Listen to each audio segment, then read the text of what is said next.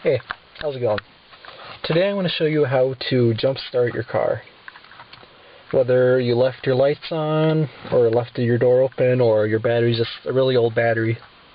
When your battery dies, you're going to need to know how to either jump start your car, or be lucky enough to find someone else who knows how to jump start your car. Now unfortunately my car is not actually dead, so I can't show you what a car sounds like when it has a dead battery, but the sound of a dead battery is a very unique sound. Sounds like the car is trying to turn over really slowly, or it doesn't turn over at all. So the first thing to do when you're jump starting your car is you pull both cars up hood to hood, much like I have right here. Both cars are right next to each other, so jumper cables can reach both batteries at once. Next, I'll get out my jumper cables, which I have right here. You want to make sure that your jumper cables are untangled.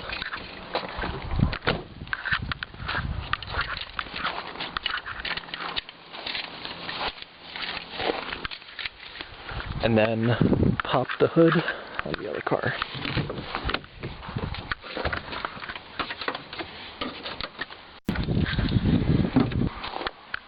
So, once you pop the hood on both cars, we're going to want to start with the car with the dead battery.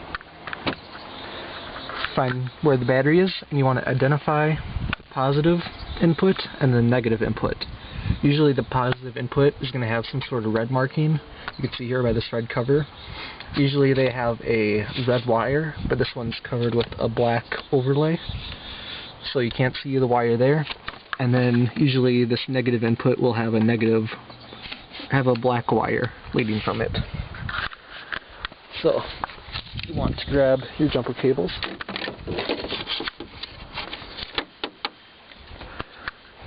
And the first thing you're going to do is put the positive jumper cable, which is the red one, on the positive input, which will be...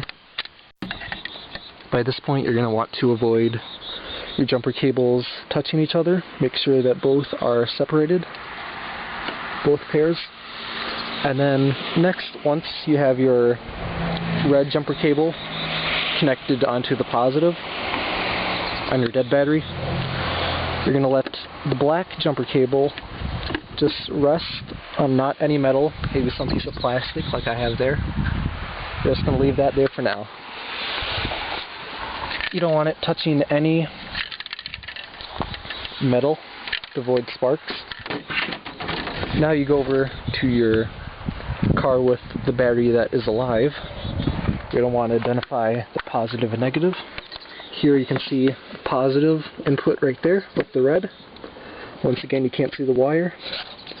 Right here is the negative input with the black right there. So come over here, take red jumper cable, connect it to the positive input. So right there, I have positive input to the red jumper cable. Might want to wiggle around a little bit, make sure that the teeth have fully clamped on. Next, on the live battery, you're going to want to take your black jumper cable, connect it to the black input.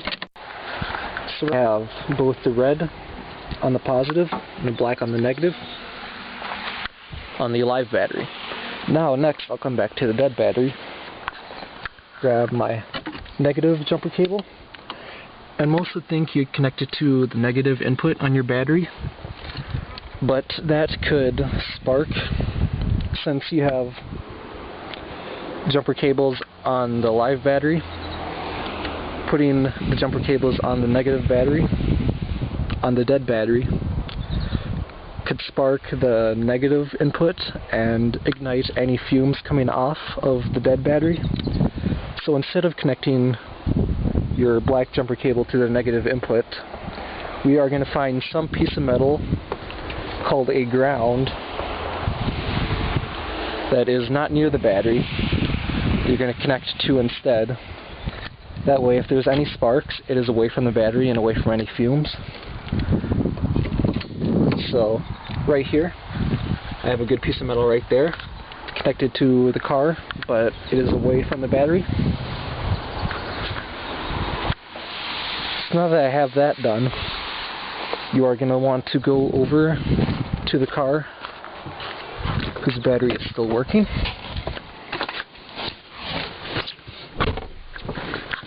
And during this whole process, you want the cars off until this point. So first, you'll start up the car with a live battery.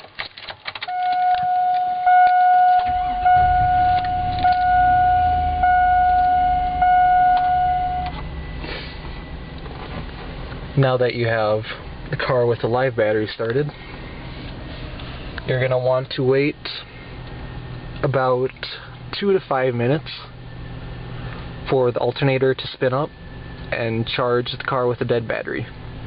What I like to do is the RPMs here. Rev that up to about 2,000 RPM. That helps speed up the charging process and helps start the car a little faster. So I'm going to rev it up to about 2,000 RPM right there.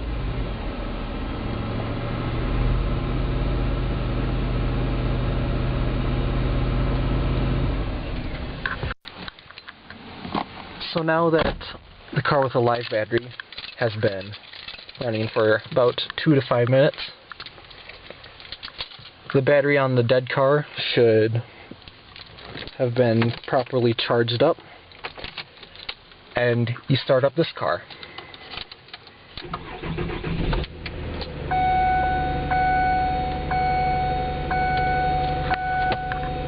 So usually the car is going to take a bit longer than that to start up.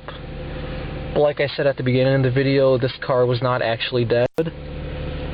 I am just simulating that my car has a dead battery. When you're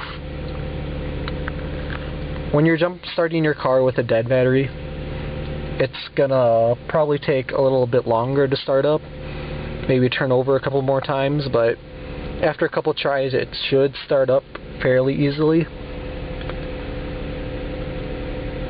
And after it starts up, you're going to want to leave your car on, and then we will now go through the process of disconnecting the jumper cables. You're going to want to disconnect the black and then the red on the battery that was previously dead. Lay those down separate. Go to the car with a live battery. Disconnect the red. And disconnect the black.